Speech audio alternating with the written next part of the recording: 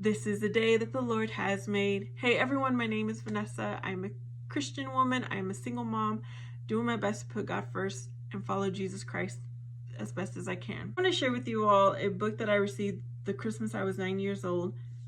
The children's stories of the Bible from the Old Testament and the New Testament. I've already recorded the entire Old Testament. I did one video per chapter. Now I'm in the New Testament. Hopefully you will share this with your children. Chapter 42, the Triumphal Entry. Jesus and his disciples arrived in Bethany on their way to Jerusalem on a Saturday, and there they spent the night. Many people in Jerusalem heard that he was there, and because it was only a short distance from the city, went to see him. Many also came to see Lazarus, whom Jesus had brought back from the dead. Jesus and his disciples and Lazarus had supper that night at the home of Simon the leper, one of those Jesus had healed. And the next day they set out for Jerusalem. As they left Bethany, a large crowd followed Jesus and his disciples, and all along the way, many more people who had come out from Jerusalem, joining the throng, following the Lord.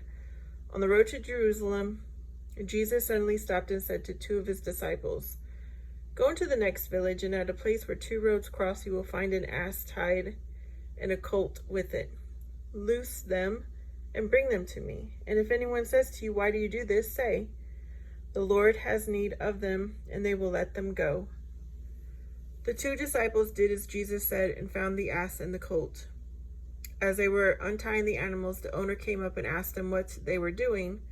When they told him what Jesus had said, he let them take the ass and colt for Jesus' use.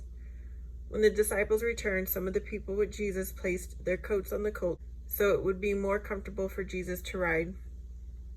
Others went into the fields to gather flowers, while others cut green palm branches from the trees that lined the road.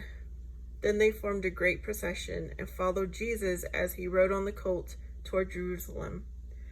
The multitudes threw flowers to his path and waved the palm branches in the air and shouted, "Hosanna to the Son of David! Blessed is he that cometh in the name of the Lord. Blessed be the kingdom of our father David, that cometh in the name of the Lord. Hosanna in the highest."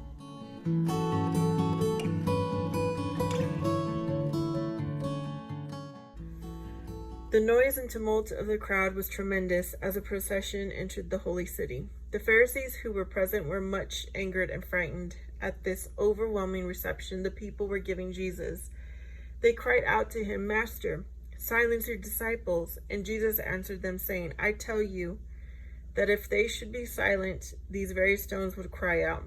As he rode toward the temple, people from the city cried out to those following Jesus, "Who is this?" And the multitude answered, "This is Jesus, the prophet of Nazareth in Galilee." And even more joined the procession as Jesus rode toward the temple.